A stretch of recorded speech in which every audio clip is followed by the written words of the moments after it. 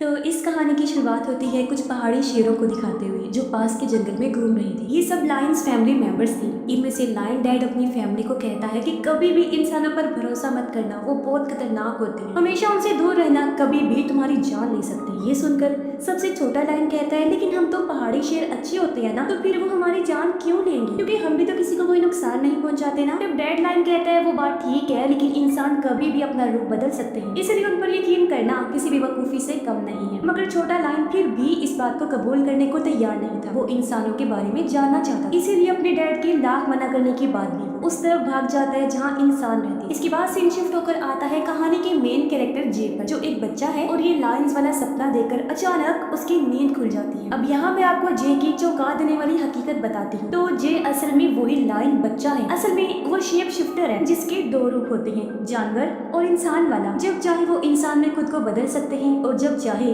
अपने असली जानवर वाले रूप में आ सकते हैं। अब जे को क्योंकि इंसानों के बारे में जानना था, इसीलिए वो इंसानों वाला रूप अपना कर इंसानों के साथ ही रहने लगा और तभी से वो अपनी फैमिली से अलग हो गया। उसे तो अब पता भी नहीं है कि उसके लायन मॉम डैड रहते कहाँ हैं। जे जब इंसानी रूप में यहाँ आया तो इस फैमिली ने उसे अकेला समझकर गोद ले लिया। सालों से वो यहाँ पर रह रहा है, इसीलिए वो अपने लायन वाले रूप में नहीं आया। उसे तो अब ये लगने लगा था जैसे मैं अपने लायन बनने वाली ताकत को खो रहा हूँ। जे अब इस फैमिली के साथ बैठकर नाश्ता कर रहा होता है। वो लोग जे को बहुत प्यार करते हैं, कभी उसे सुतेला महसूस नहीं होने देती। फैमिली में मॉम डैड और दो बहन भाई हैं। सब इस बात से अनजान है कि हमारे साथ इंसानी रूप में एक लायन रह रहा है। तभी न्यूज में बताया जाता है कि अचानक बहुत सारे परिंदों ने प्लेन पर हमला कर दिया, जिससे प्लेन बेकाबू हो गया और इमरजेंसी लैंडिंग करवानी पड़ी। किसी की जान तो नहीं गई, लेकिन बहुत नुकसान हुआ। अब ऐसा कोई पहली बार नहीं हुआ था, बल्कि पहले भी कई बार जानवरों और परिंदों ने मिलकर इंसानों पर हमले किए। ऐसा लग रहा है जैसे उन्होंने ग्रुप बना लिया है इंसानों को परेशान करने के लिए। अब इसके पीछे जो भी वजह थी, साइंटिस्ट इस पर रिसर्च कर रहे थे। तब ये न्यूज देखकर जे और फैमिली बहुत हैरान रह जाते हैं। अगले दिन जे की बहन और मॉम उसे नए स्कूल छोड़ने जा रही थी, क्योंकि वहीं से ही उसे आगे की पढ़ाई करनी। अब हालांकि वो जाना तो नहीं चाहता था, लेकिन फैमिली के कहने पर उसे जाना ही पड़ना था, क्योंकि वो चाहती थी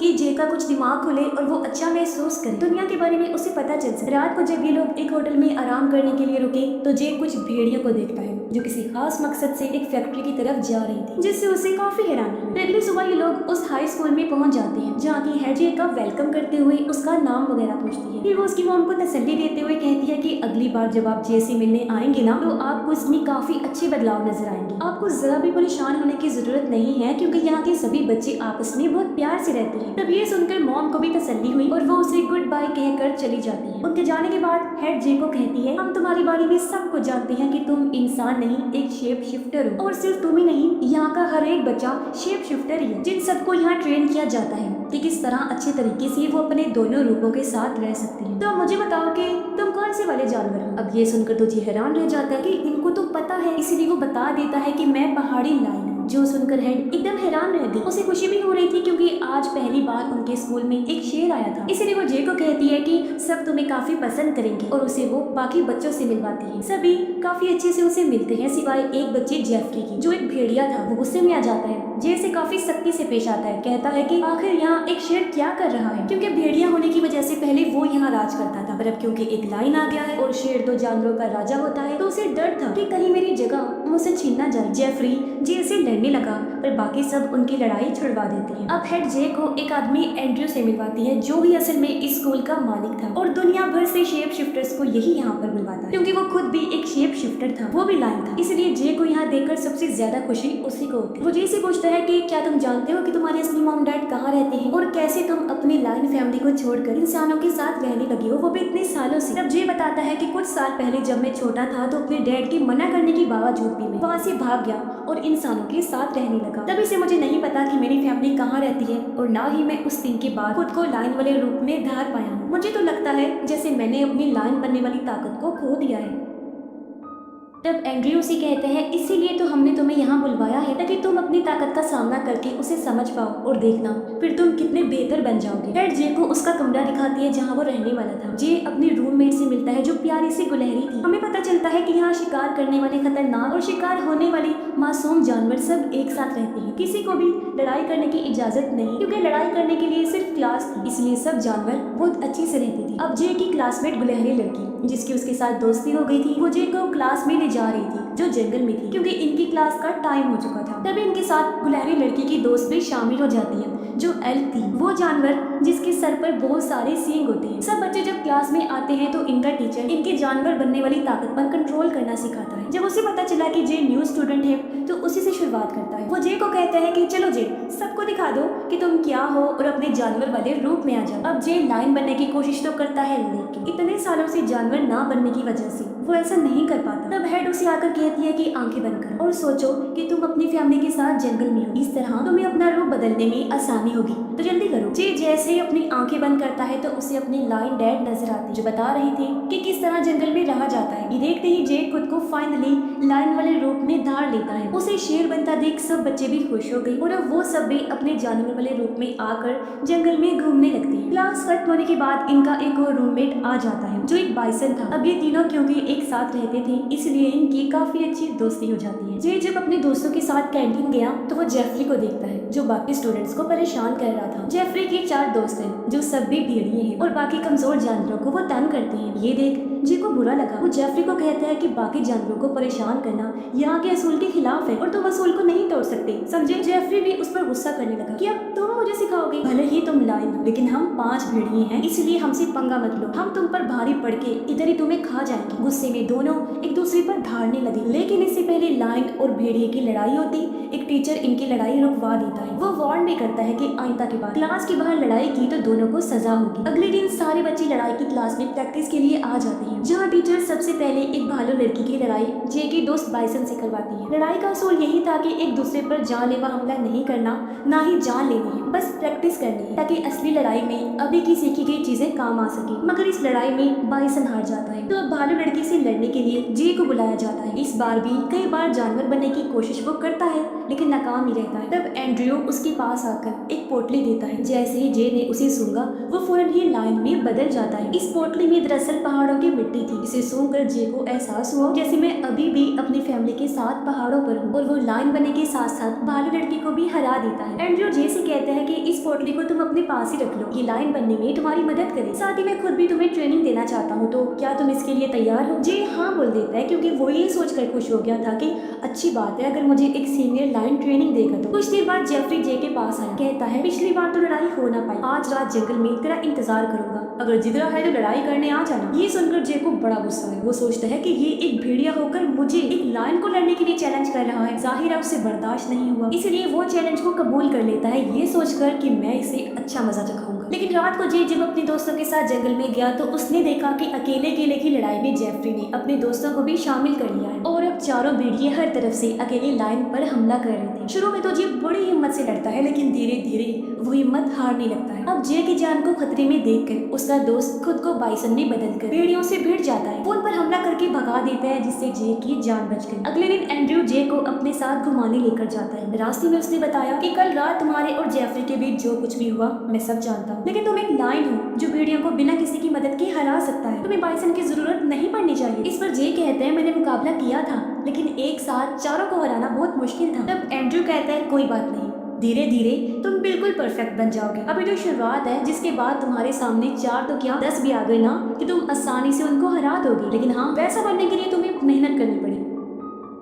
फिर वो जे को वापस स्कूल छोड़ देता है। हेड आकर एंड्रयू से कहती है कि सुनो, अगर सबसे ज्यादा अहमियत तुम जे को दोगे ना तो बाकी बच्चों पर इसका बुरा असर पड़ेगा, इसीलिए हमें सबके साथ एक जैसा ही पेश आना चाहिए। तब एंड्रयू ने कहा कि जे खास है और उसे स्पेशल फील भी तो करवाना है ना, जो मैं उसे करवाऊंगा, खास ट्रेनिंग उसे दूंगा। इतना बोलकर वो चला गया। अब क्योंकि क्लास से बाहर जेफरी, उसके दोस्तों और जे ने लड़ाई की थी, इसलिए सबको किचन में काम करने की सजा दी जाती है। लेकिन फिर चुपके से एल्क लड़की जे को अपने साथ जंगल में लेकर जाती है, जहाँ स्कूल के काउंसिल्स की मीटिंग चल रही थी। वो जे को बताती है कि ये सब लोग इंसानों को नुकसान पहुंचाने के लिए प्लान्स करते हैं। जैसे सुनने में आया होगा कि जानवरों और परिंदों ने इंसानों पर हमले किए हैं, तो ये इन लोगों ने ही किया था ताकि इंसानों को नुकसान पहुंचाया जा सके, बिल्कुल वैसे ही जैसे शिकारी जानवरों को पहुंचाते हैं। तभी एक परिंदा उड़ते हुए वहाँ आता है, जो और कोई नहीं बल्कि हेड थी, क्योंकि वो भी इन्हीं सब में शामिल थी, जो देखकर जे काफी हैरान रह जाता है। अगले दिन एंड्रयू जे को जंगल में लेकर जाता है उसे ट्रेन करने के लिए, और शिकार करना सिखाता है। थोड़ा सीख लेने के बाद जे अपना पहला शिकार करता है, जिससे उसे काफी खुशी हुई। रात को जे फिर से जेफरी और उसके दोस्तों को फैक्ट्री की तरफ जाते हुए देखता है। इस बार वो उनका पीछा करता है ताकि जान सके कि आखिर ये लोग क्या करने वाले हैं। अब सारे भेड़िए गार्ड को डराकर भगा देते हैं। फिर जैसे ही वो लोग मशीन की तारों को नुकसान पहुंचा रहे होते हैं तो जेफरी की नजर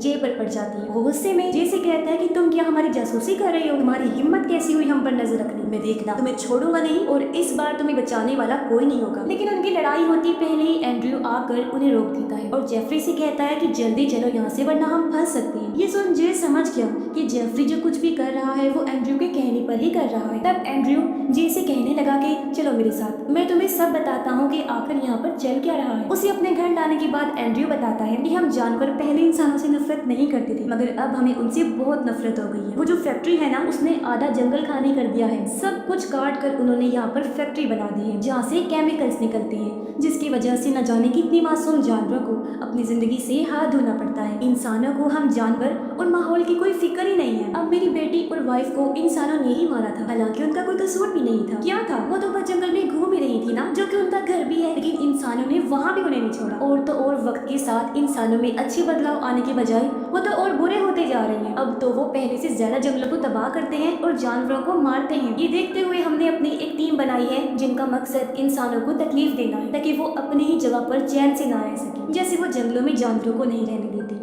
जो हमारी जगह है। इसी मिशन के लिए ही मैंने तुम्हें यहाँ बुलवाया है, क्योंकि तुम बहुत खास हो और मुझे यकीन है कि तुम हमारा साथ जरूर दोगी। फिर हम भी इंसानों को दिखा देंगे कि हम क्या हैं और उनकी क्या औकात। अब ये सुनकर जे एकदम हैरान रह गया। वो फौरन जवाब नहीं देता बल्कि कहता है कि मुझे थोड़ा टाइम चाहिए, कि क्या मुझे तुम्हारी मदद करनी चाहिए या नहीं। एंड्रयू ने भी कह दिया कि ठीक है, लेकिन जल्दी जवाब देना, एक बहुत बड़ा मिशन करीब है, इसमें हमें तुम्हारी मदद चाहिए। अगले दिन जे जब अपने दोस्तों के साथ रेस लगा रहा था तो बाइसन रोड पर चल रही एक गाड़ी से जाकर टकरा जाता है। खुशकिस्मती से किसी की जान नहीं जाती। पता चला कि ये गाड़ी जे की फैमिली की है जो उससे मिलने आए थे। उन्होंने अंदाजा लगा लिया था कि जे यहाँ पर बहुत खुश है। वो जे से कहते हैं कि सैटरडे को हम हाइकिंग के लिए जा रहे हैं, तो तुम भी आ जाना, बहुत एंजॉय करेंगे। जिसके लिए वो मान गया। उनके जाने के बाद उसे एंड्रयू की कॉल आई जो कहता है हाँ फिर क्या सोचा बता दो, क्योंकि सैटरडे को हम उसी मिशन के लिए जाने वाले हैं, तो क्या तुम दे रहे हो हमारा साथ? जे ये कहते हुए मना कर देता है कि देखो मैं नहीं आ रहा, क्योंकि मैंने अपनी फैमिली के साथ जाने का प्लान बना लिया है। ये सुन एंड्रयू को बड़ा गुस्सा आया। वो कहता है पहले तुम ये सोच लो कि तुम इंसानों के साथ हो या जानवरों के। इतना कहकर उसने फोन काट दिया। इसे जे को भी बड़ा गुस्सा आया कि आखिर क्यों एंड्रयू ने मुझसे इस लहजे में बात की।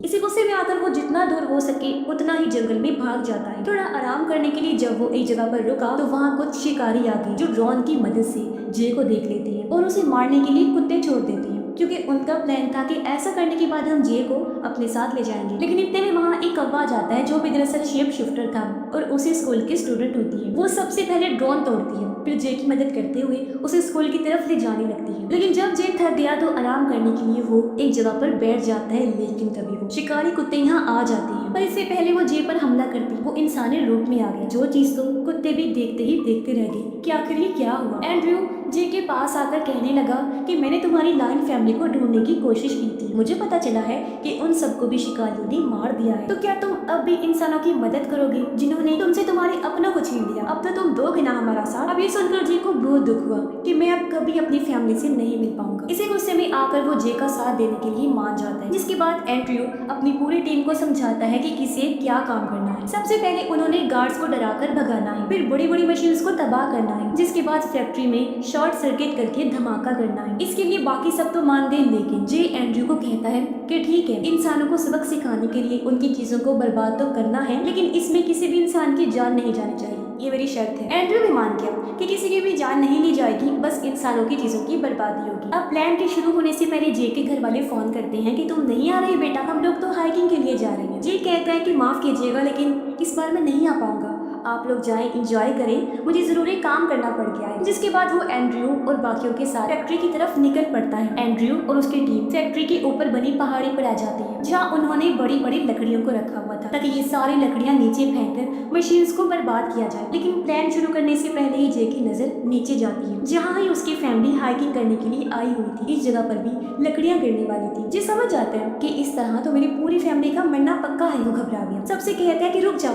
हम ऐसा नहीं कर सकते, प्लान को यहीं रोक दो। लेकिन कोई भी उसकी बात सुनने को तैयार नहीं था। इसीलिए जे एंड्रयू को कॉल करके कहता है कि प्लीज मिशन रोक दो, मेरी फैमिली नीचे है, उनकी जान को खतरा है, और तुमने कहा था कि किसी की जान को खतरे में नहीं डालोगे। एंड्रयू कहता है, अरे इतना बड़ा मिशन है ये, तो कुछ लोगों की जान तो जाएगी ना, तुम टेंशन न लो, वैसे भी वो कौन सा तुम्हारी अपनी फैमिली है। इतना बोलकर उसने फोन रख दिया। जे को बहुत गुस्सा आया कि मुझसे बहुत बड़ी गलती हो गई इस एंड्रयू का साथ देकर। वो परेशान हो जाता है क्योंकि अकेला वो कुछ भी नहीं कर सकता। लेकिन एन वक्त पर उसके दोस्त यहाँ आ जाती है क्योंकि वो समझ गई थी कि जे किसी परेशानी में है, तो वो उसकी मदद करती है। इससे जे को भी थोड़ी तसल्ली हुई कि चलो मेरे साथी तो आ गई है। लेकिन अब एंड्रयू के साथी उनसे लड़ने लगे ताकि वो मिशन को पूरा कर सके। इतनी ही देर में यहाँ एंड्रयू भी लाइन वाले रूप में आ गया था जो जे से ही लड़ने लगता है। इस लड़ाई में वो सारी लकड़ियां रस्सी से छूटकर नीचे गिरने लगती है, पर खुशकिस्मती से नीचे खड़ी जे की फैमिली लकड़ियों को आते हुए देख लेती है, इसलिए वो लोग फौरन साइड पर हट जाते हैं। लेकिन जे की छोटी बहन जो हेडफोन में गाने सुन रही थी उसे आवाज नहीं आती, पर इससे पहले लकड़ियां उस पर गिरकर उसकी जान जाती। ठीक वक्त पर जे आकर अपनी बहन की जान बचा लेता है। अब इससे एंड्रयू का प्लान तो कामयाब हो चुका था, लेकिन खुशकिस्मती से जे की फैमिली की जान भी बच गई थी, जिससे वो बहुत ज्यादा खुश हो जाता है। लेकिन वो एंड्रयू के पास आकर उस पर बहुत चिल्लाता है कि तुमने मुझसे झूठ बोला था कि इंसानों को नुकसान नहीं पहुंचाओगे, इसलिए आइंदा कभी मैं तुम्हारी किसी भी बात पर यकीन नहीं करूंगा। इतना बोलकर वो अपने दोस्तों के साथ वापस स्कूल आ जाता है, जहाँ भी सारे लोग बहुत खुश थे क्योंकि उसने इतना बहादुरी वाला काम जो किया था। तो इस मूवी से ये मैसेज मिला कि जंगल और जानवरों के साथ कभी बुरा नहीं करना चाहिए, और इसी के साथ ही ये फिल्म इधर ही खत्म हो जाती है।